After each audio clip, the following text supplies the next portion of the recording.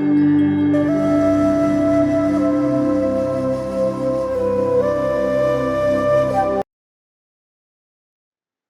વલ્લભ કન્યા કેળવણી મંડળ રાજકોટ સંસ્થાના સ્થાપના વર્ષ 1946 થી દીકરીઓના સર્વાંગી વિકાસ માટે અવિરતપણે કાર્યરત શ્રી વલ્લભ કન્યા કેળવણી મંડળ શ્રી કડવીબાઈ વિરાણી સ્કૂલ કેમ્પસ રાજકોટના 75મા વર્ષના મંગળ પ્રવેશના પર્વને વધાવીએ.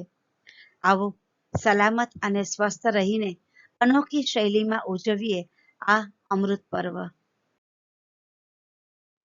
શ્રી કડવીબાઈ વિરાણી કન્યા વિદ્યાલય રાજકોટની યુટ્યુબ ચેનલમાં તમારું સ્વાગત છે.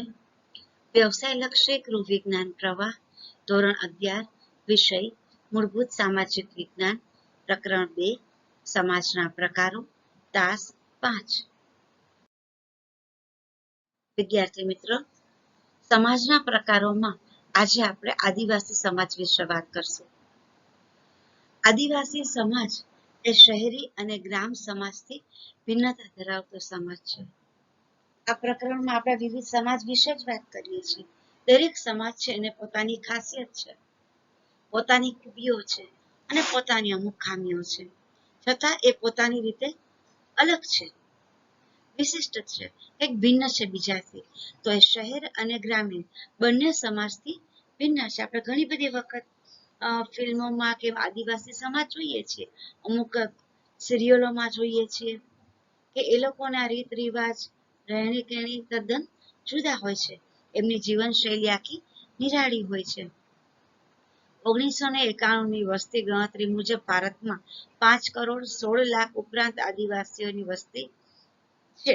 આદિવાસી સમાજનો અર્થ તથા લક્ષણો આપણે આગળ જોઈએ છીએ, પણ આપણે અત્યારે જોઈએ 2019નો છેલ્લો આંકડો છે આપણી પાસે, એમાં 9,38,19,162 છે આદિવાસી લોકો. 5માંથી સીધા 9 કરોડ થઈ ગયા. હજી કદાચ છેલ્લો આંકડો જે હોય 2020નો, આ વખતે હમણાં વસ્તી ગણતરી થશે ત્યારે સાચો આંકડો આપણને મળી શકશે. હવે પછીથી થશે ત્યારે એમાં ગામડામાં અલગ વસ્તી હોય, શહેરમાં અલગ હોય. ગામડામાં 11.3% છે આદિવાસીઓ અને શહેરમાં 2.8% છે. એટલે કે આદિવાસી સમાજના લોકો પણ અલગ અલગ જગ્યાએ જાય છે ખરા કામ મેળવવાના માટે. હવે સમય પરિવર્તિત થઈ ગયો છે, વાહન વ્યવહારના ઘણા સાધનો થઈ ગયા છે, સંદેશા સંચારના સાધનો થઈ ગયા છે, રોજગારી માટે હવે એ લોકો પણ ધીરે ધીરે અલગ અલગ સમાજમાં ભળવા માંડ્યા છે, પણ હજી એ લોકોની સંખ્યા ઘણી ઓછી છે. ભારતના રાજ્ય બંધારણમાં આદિવાસીઓને અનુસૂચિત જનજાતિઓ એટલે કે શેડ્યુલ્ડ ટ્રાઇબ્સ તરીકે ઓળખવામાં આવ્યા છે. એટલે કે જે ગવર્મેન્ટ દ્વારા એક ચોક્કસ ઓફિશિયલી ઔપચારિક રીતે ઓળખ થઈ છે એવી બધી જે જાતિઓ છે એને અનુસૂચિત જનજાતિઓ તરીકે એને ઓળખવામાં આવ્યા છે. અને કેટલાક વિદ્વાનો છે આદિવાસીઓને આદિમ જાતિઓ કે વનવાસીઓ કે ગિરિજનો તરીકે પણ ઓળખાવે છે, કારણ કે લોકો પહાડોની વચ્ચે વસતા હોય છે કાં તો વનમાં વસતા હોય છે. અને આદિ એટલે કે બહુ જૂના જમાનાના છે, એટલે આદિમ જાતિઓ તરીકે એને ઓળખાવે છે. તો ઘણા લોકો આજકાલ એવા પણ છે કે જે આદિવાસીઓને માટે મળેલા બંધારણના હકો છે જેની એને ખબર નથી, એ પણ એ લોકોના સુધી પહોંચાડે છે. તો ભવિષ્યમાં તમે જ્યારે BSW નો કોર્સ કરો તો સમાજ સેવાના કામ કરવાના આવે ત્યારે આપણને આ બધી વાતની ખબર હોય તો સારું પડે. કોને કોને ક્યાં ક્યાં કયા પ્રકારની મદદની કે માર્ગદર્શનની જરૂરિયાત છે એને આપણે આપી શકીએ.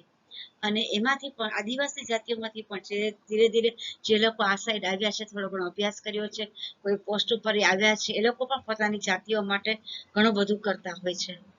એટલે ધીરે ધીરે હવે એ લોકોમાં ઘણા સુધારા જોવા મળે છે. ઇમ્પિરિયલ ગેઝેટિયરમાં આદિવાસી સમાજની વ્યાખ્યા નીચે પ્રમાણે આપવામાં આવી છે. ઇમ્પિરિયલ એટલે રોયલ, રાજવીના જમાનાની, અને ગેઝેટિયર એટલે એવા પ્રકારની બુક કે જેમાં અલગ અલગ જગ્યા કે સ્થાનો વિશે જે હિસ્ટોરિકલ હોય એના વિશેની માહિતી આપવામાં આવેલી હોય. આ બુક છે એ બ્રિટિશરોના સમયમાં લખવાનું વિચારવામાં આવ્યું હતું 1869માં, અને એ બુક પબ્લિશ થઈ હતી 1881માં. સર વિલિયમ વિલ્સન હન્ટરે આ બુકને બનાવી હતી અને એના માટેનો ઓરિજિનલ પ્લાન આપ્યો હતો. આ જે બુક છે એના આધારે આપણે જોઈએ તો આદિવાસી એ કેટલાક કુટુંબોનો બનેલો સમાજ છે, એટલે કે ખાલી અમુક 25-50 કુટુંબ બની અને એક નાનકડો સમાજ થઈ જાય છે, જે સમાન નામ અને સમાન બોલી ધરાવતું હોય છે. અંતરવિવાહી જૂથ છે, એટલે કે એ ગોરા કહેવાય કે બીજા કોઈ પણ એવા નામ હોય આદિવાસી જાતિના અલગ અલગ પ્રકારના, તો એટલા કુટુંબો છે ને એક જ નામથી ઓળખાતા હોય. આપણે કેમ દરેક પરિવાર અલગ નામથી ઓળખાય છે એ રીતે નથી હોતું. અને બહુ નાના જગ્યામાં તો સમાજ છે તો એક સરખી બોલી હોય સ્વાભાવિક છે, અને એને એ કુટુંબોમાં અંદરો અંદર લગ્ન થતા હોય છે, એટલે કે આંતરવિવાહી જૂથ છે. તથા તેઓ સમાન પ્રદેશમાં વસે છે. બહુ 25-50 કુટુંબ છે તો કેટલા અંતર વસી શકશે? એ બહુ નજીક નજીક અને નાનકડા પ્રદેશમાં વસતા હોય છે, અને સમાન પ્રદેશના વતની છે એવી માન્યતા ધરાવે છે. દરેક વ્યક્તિ એમ સમજે છે કે અમે આ પ્રદેશના વતની છીએ, તો એના પ્રદેશનું એના માટે એક મહત્વ હોય છે, એનું પ્રદેશ એની ઓળખ હોય છે. મજુમદાર આદિવાસીની વ્યાખ્યા આપતા કહે છે કે આદિવાસી એ પ્રાદેશિક જોડાણ ધરાવતું આંતરવિવાહી સામાજિક જૂથ છે, એટલે કે જે પ્રદેશ સાથે પોતાનું જોડાણ છે એવું ફીલ કરે છે, એવું અનુભવે છે, એવું માને છે કે જે પ્રદેશમાં એ વસે છે ત્યાંથી એનું જોડાણ છે. અને અંતરવિવાહી અંદર અંદર બંને જૂથમાં લગ્ન થતા હોય પોતાના જૂથમાં, એવું સમાજનું એક જૂથ છે જેમાં કાર્યોના વિશેષીકરણનો અભાવ હોય છે. સ્વાભાવિક છે કે સ્પેશિયલાઇઝેશન એમાં ક્યાંથી હોય? એ લોકો સામાન્ય સમાજથી દૂર છે, શિક્ષણનો અભાવ છે, ટેકનોલોજી દૂર હોવાના કારણે એ લોકોમાં વિશેષીકરણનો અભાવ રહેવાનો જ, જેને આપણે સર્વસામાન્ય ભાષામાં સ્પેશિયલાઇઝેશન કહીએ છીએ અલગ અલગ બાબતમાં, જે શહેરી સમાજમાં જોવા મળે છે એવી ત્યાં નથી હોતી. પોતાની વિકસાવેલી શાસન વ્યવસ્થા હોય છે, એટલે કે આપણે અહીંયા જેમ કાયદા કાનૂન પોલીસ કોર્ટ હોય છે એવું નથી હોતું. એ લોકોની શાસન વ્યવસ્થા અલગ હોય છે. ભાષા કે બોલીની સમાનતા હોય છે, કારણ કે એ 25-50 કે 100 કુટુંબ જે સાથે રહેતા હોય છે એટલા લોકોને જ અરસપરસ એકબીજા સાથે મળવાનું થતા હોય છે, તો નવી ભાષા તો એને ન જ આવડતી હોય એ સ્વાભાવિક છે, એની બોલી પણ સમાન રહેવાની છે. અન્ય આદિવાસીઓ કે જ્ઞાતિઓથી તેઓ સામાજિક અંતર ધરાવે છે, મતલબ જે જૂથના પોતે હોય છે એમાં જ વધારે એકતા ધરાવે છે લોકો. બીજા આદિવાસીઓથી પણ એ લોકો સામાજિક અંતર ધરાવે છે, કારણ કે લગ્ન પણ અંદર પોતાના જૂથમાં કરી નાખતા હોય છે, અને તેઓ આદિમ પ્રણાલિકાઓ માન્યતાઓ તથા રિવાજોને અનુસરે છે, એટલે કે બહુ જૂના જમાનાની એ લોકોની અલગ જ પ્રકારની બધી રીત રિવાજો અને માન્યતા હોય છે, પ્રણાલિકાઓ હોય છે, જે આપણા કરતા બિલકુલ વિભિન્ન હોય છે, ક્યારેક આપણને વિચિત્ર પણ લાગતી હોય છે. એવી માન્યતાઓ અને રિવાજો લોકો ધરાવતા હોય છે. મુખર્જી નામના સમાજશાસ્ત્રીના મતે આદિવાસી એ પ્રાદેશિક જૂથ છે જે પ્રદેશ, ભાષા, સામાજિક નિયમો અને આર્થિક પ્રવૃત્તિમાં સમાનતા ધરાવે છે. દરેક સમાજશાસ્ત્રી અલગ અલગ રીતે આદિવાસી સમાજનું વર્ણન કરે છે, પણ અમુક વસ્તુ એમાં કોમન જ આવે છે. એ લોકો નિશ્ચિત પ્રદેશમાં રહે છે, એનો પ્રદેશ એ જેની ઓળખ બને છે, ક્યારેક પ્રદેશના નામથી જ ઓળખાતા હોય છે, અને એની ભાષા, અમુક સામાજિક નિયમો અને આર્થિક પ્રવૃત્તિ પર સમાન હોય છે. કે જે એક જૂથના છે એ બધી જ વસ્તુ લગભગ એક સમાન રીતે કરતા હોય છે. અને બીજા આદિવાસીથી પણ જ્યારે એ દૂર અંતર ધરાવે છે, દૂરી રાખે છે, ત્યારે વિભિન્નતાનો કે વિશિષ્ટતાનો કોઈ સવાલ જ ઉભો નથી થતો. તો જે લોકો બહેનો બધા એક સરખી જ પ્રવૃત્તિ કરતા હોય છે, બાળકો એક સરખી રમત કરતા હોય છે, ભાઈઓ છે આર્થિક ઉપાર્જન માટે સરખી પ્રવૃત્તિ કરતા હોય છે, આમ દરેક બાબતમાં એ લોકો જે સમાન જૂથ છે, એક જૂથ છે આદિવાસીનું, એ બધામાં સમાનતા ધરાવે છે. આદિવાસી સમાજ વિશેની અલગ અલગ સમાજશાસ્ત્રીના મતે અપાયેલી વ્યાખ્યાઓ સમજ્યા પછી હવે આપણે એના લક્ષણો વિશે જાણીએ. પહેલું આવે છે કુટુંબોના સમૂહોનું સંગઠન. આગળ આપણે જે બધી વ્યાખ્યાઓ જોઈ એમાં અલગ અલગ શબ્દોમાં લગભગ એના લક્ષણો આવી ગયા છે, છતાં આપણે એને સમજવાની કોશિશ કરીએ. આગળ પણ વાત કરી હતી કે એક આદિવાસી સમાજ એટલે અમુક નિશ્ચિત કુટુંબોનો સમૂહ છે, બહુ મોટી સંખ્યાની નથી હોતી દરેક સમાજની. પ્રત્યેક આદિવાસી સમાજ અનેક કુટુંબોનું કે કુટુંબોના સમૂહોનું બનેલું એક સંગઠન હોય છે. જોકે આનો અર્થ એવો નથી કે આદિવાસી સમાજના બધા જ સભ્યો પરસ્પર રક્ત સંબંધી જ હોય છે. આમ છતાંય તેઓમાં રક્ત સંબંધો વધુ પ્રભાવી હોય છે. એટલે કે બધા જ અંદરો અંદર રક્ત સંબંધથી જોડાયેલા જ હોય એવા સંબંધો ન હોય, છતાં પણ એ લોકોમાં રક્ત સંબંધો છે ને એનો પ્રભાવ તો વધારે હોય જ છે. અને એ રક્ત સંબંધીઓ જે છે અરસપરસના, એ લોકો એકબીજા ઉપર અલગ પ્રકારનું પ્રભુત્વ કે મમત્વ તો ધરાવતા જ હોય છે. આદિવાસી સમાજનું બીજું લક્ષણ છે સમાન ભાષા બોલી, પરંતુ લેખન કળાનો અભાવ. પ્રત્યેક આદિવાસી જાતિને પોતાની એક સામાન્ય ભાષા કે બોલી હોય છે. બોલી એક એવી વસ્તુ છે કે જે આપણે કોકની સાંભળીએ છીએ, કોકનાથી બોલાયેલી હોય અને આપણે પણ એ બોલતા શીખી જઈએ છીએ. ભાષા છે એમાં લખાણ આવે છે, વ્યાકરણ આવે છે, લખવાનું પણ આવે છે, વાંચવાનું પણ આવે છે. પરંતુ આદિવાસી સમાજમાં ભાષા નથી હોતી, કારણ કે ત્યાં અભ્યાસ પણ ઓછો હોય છે, શિક્ષણનો જ અભાવ હોય છે. પરંતુ તેઓમાં સામાન્ય રીતે લિપિનો અભાવ હોય છે, એટલે કે લખાણ હોતું નથી. કેટલાક આદિવાસીઓ એમની પડોશી પ્રજાની ભાષા બોલે છે. એટલે કે નજીકના બે આદિવાસી ગ્રુપ હોય તો એ લોકો એકબીજાની ભાષા બોલી શકે છે. આદિવાસીઓની ભાષા એ બોલીની અવસ્થામાં જ હોય છે, કારણ કે એમાં લખાણ હોતું જ નથી, લિપિ હોતી જ નથી. એટલે કે તેમની ભાષા લેખિત સ્વરૂપમાં હોતી જ નથી. તેમને લેખન કળાનું જ્ઞાન જ નથી, લખવું શું એને ખબર જ નથી.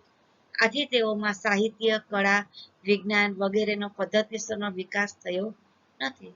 તમે ને હું આજે જે કંઈ પણ જાણીએ છીએ, વાત કરીએ છીએ કે ભવિષ્યમાં પણ કંઈ પણ વિકાસ કરશું શેના આધારે?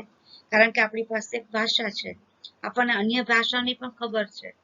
આપણે ગુજરાતીમાં બોલીએ છીએ, ગુજરાતી લખતા આવડે છે, હિન્દી સાંભળીએ છીએ, હિન્દી લખતા વાંચતા આવડે છે, અંગ્રેજી પણ થોડા પ્રમાણમાં આપણને ફાવે છે. તો આ દરેક ભાષામાં લખાયેલું જે કાંઈ પણ મટીરિયલ છે, જે કાંઈ પણ જ્ઞાન છે, એનો આપણી પાસે એક સમજ છે, તેનો ઉપયોગ કરી શકીએ. દરેક સમાજમાં શું શું થયું છે, દરેક ભાષામાં લખાયેલું હોય તો આપણને એના સાહિત્યનો, એના કલાનો, વિજ્ઞાનનો દરેકનો ખબર પડે. જ્યારે આદિવાસીઓને એ કંઈ ખબર જ ન પડે. અને આજે અશિક્ષણ કઈ કે ઇલિટરસી કહીએ આપણે, આ અભણતા જે છે, અસાક્ષરતા, એ લોકો માટેનો મોટો પ્રોબ્લેમ છે. સાક્ષરતા ન હોવાને કારણે એ લોકો હજી પણ પછાત અવસ્થામાં જીવે છે. 80% આદિવાસીઓ લગભગ અશિક્ષિત છે. ધીરે ધીરે કરતા એમાં વધારો થાય છે. ધારો કે સૌથી પહેલા 0.7% લોકો ભણતા હતા, હવે 11.30% આંકડો થયો છે. 1970માં એ 16.35% થયો હતો. પણ એમ છતાંય કહી શકાય કે એ લોકોમાં શિક્ષણનો ખૂબ અભાવ છે. અને જે બીજા લોકોના સાથે શિક્ષણના રેટ સાથે કમ્પેરિઝન કરીએ તો એ લોકો માત્ર 6% લોકો જ ભણેલા છે. કેટલો ઓછો આંકડો કહેવાય. અને આના કારણે જે લોકોને વધુ ને વધુ પછાત થતા જાય છે. અને કારણ છે લેખન કળાનો અભાવ, કારણ કે ત્યાં શિક્ષણની ચોક્કસ વ્યવસ્થા જ નથી. આદિવાસી સમાજનું ત્રીજું લક્ષણ છે વિશિષ્ટ નામ. પ્રત્યેક આદિવાસી જાતિનું પોતાનું એક વિશિષ્ટ નામ હોય છે. એટલે કે આપણે મેં તમને અગાઉ વાત કરી હતી એમ દરેક પરિવારનું અલગ નામ હોય છે એમ નહીં, પણ આખા આદિવાસી સમાજ છે એ એક જ નામથી ઓળખાય છે. દાખલા તરીકે ભીલ, દુબળા, ખાસા, ગવો, સંથાલ, તોડા વગેરે આદિવાસી જાતિઓના નામો છે. બધી આદિવાસી જાતિઓ પોતપોતાના નામથી ઓળખાય છે. આ નામ તેમની સામાજિક ઓળખનું પ્રતીક બની રહે છે. એની ઓળખ એટલે જ આ, બીજા કોઈ વિશિષ્ટ નામ એ લોકોને હોતા નથી. નામથી એક આદિવાસી જાતિ બીજી આદિવાસી જાતિથી ભિન્ન પડે છે.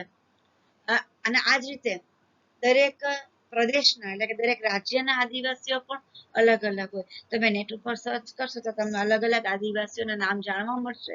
એમ ભારતના અલગ અલગ હોય, વિદેશોના પણ અલગ અલગ હોય. દરેક જગ્યાએ અલગ અલગ જગ્યાએ જ્યાં જ્યાં એ વિસ્તૃત થયેલા છે ત્યાં દરેક જગ્યાએ આ એ લોકોની કોમન હોય છે કે વિશિષ્ટ એ લોકોના આખા જાતિઓના નામ હોય છે.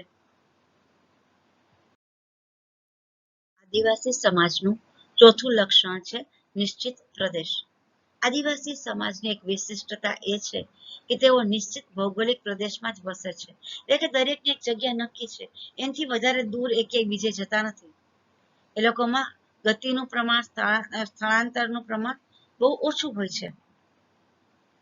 તેઓ અમુક પ્રદેશમાં ના વતની હોવાનું જ માને છે. તેમના વસવાટનો પ્રદેશ નાનો હોય છે. સંખ્યા મર્યાદિત હોવાથી તેમને વિશાળ પ્રદેશની જરૂર પણ પડતી નથી, કારણ કે કેટલાક કુટુંબનો સમૂહ જ હોય છે. કેટલીક આદિવાસી જાતિઓ ભટકતું જીવન જીવે છે. આથી રિવર્સ નામના વિદ્વાન નિશ્ચિત પ્રદેશને આદિવાસીઓના વિશિષ્ટ લક્ષણ તરીકે સ્વીકારતા નથી. તો અલગ અલગ સમાજશાસ્ત્રી છે, અલગ અલગ રીતે જેમ વ્યાખ્યાઓ આપીને અલગ અલગ રીતે સમજાવ્યું, એમ આ બાબતમાં પણ મતમતાંતર થાય છે. કોઈ એમ કે છે કે નિશ્ચિત પ્રદેશ છે, એ લોકો ત્યાંના ત્યાં રહે છે, પણ સાથે એક અપવાદ પણ છે કે અમુક આદિવાસી સમાજના લોકો છે એ ભટકતું જીવન ગાળતા હોય છે. એટલે રિવર્સ એમ કે છે કે એનું લક્ષણ ન ગણાય, કારણ કે બધામાં એ 100% એ લક્ષણ દેખાતું નથી. પરંતુ પેરી નામના લેખક આ લક્ષણને મહત્વનું ગણે છે. પેરી કહે છે કે ભટકતું જીવન જીવતા આદિવાસીઓ પણ અમુક નિશ્ચિત પ્રદેશમાં જ સ્થળાંતર કરે છે. એટલે કે ગમે ત્યાં બહુ દૂર દૂર કે આડાવડા નથી જતા રહેતા, પણ એનો જે જગ્યા નક્કી હોય એ નિશ્ચિત પ્રદેશમાં જ સ્થળાંતર કરે છે. દાખલા તરીકે આસામના ચાના બગીચાઓમાં કામ કરતા આદિવાસીઓ પોતાને બંગાળ કે બિહારના વતની તરીકે ઓળખાવે છે. એટલે કે જે જ્યાંના વતની છે, પોતાની ઓળખ તો એ જ રીતે આપે છે. એટલે કહી શકાય કે નિશ્ચિત પ્રદેશ જે છે એ પ્રદેશ એને માટે એને પોતાનું જોડાણ બહુ હોય છે, એનું મમત્વ એને બહુ હોય છે, એને પોતાની ઓળખ જ પોતાના પ્રદેશથી આપતા હોય છે. એટલે પેરીના મત મુજબ એમ છે કે ભલે લોકો ભટકતું જીવન જીવે છે, થોડા ઘણા અંશે સ્થળાંતર પણ કરે છે, પણ એ પોતાની ઓળખ તો પોતાના પ્રદેશ તરીકે જે પ્રદેશના વતની હોય એ રીતે જ આપતા હોય છે. માટે નિશ્ચિત પ્રદેશ છે એ લોકોનું એક વિશિષ્ટ લક્ષણ ગણી શકાય. સમાજનું પાંચમું લક્ષણ છે આંતરવિવાહી જૂથ. દરેક સમાજમાં વિવાહની પ્રથા છે એ સામાજિક એક લક્ષણ છે દરેક સમાજનું, પણ એમાં વિવાહના નિયમ અલગ અલગ છે, એની પ્રથા અલગ અલગ છે, એના માટેના કાયદા કાનૂન અલગ અલગ છે. શહેરમાં અલગ છે, ગામડામાં અલગ છે. આદિવાસી સમાજમાં અંતર વિવાહ થાય છે, એટલે કે જે ગ્રુપ હોય પોતાનું જૂથ છે એમાં ને એમાં અંદર ને અંદર એ લોકો લગ્ન કરતા હોય છે. આદિવાસી એટલે પોતાની જાતિમાં કે પોતાના સમાજમાં જ લગ્ન કરવાનો રિવાજ. સામાન્ય રીતે પ્રત્યેક આદિવાસી પોતાના જૂથમાં જ લગ્ન સંબંધ બાંધે છે. પ્રત્યેક આદિવાસી સમૂહ વિભિન્ન ગોત્ર અને પેટા ગોત્ર જૂથોમાં વહેંચાયેલો હોય છે.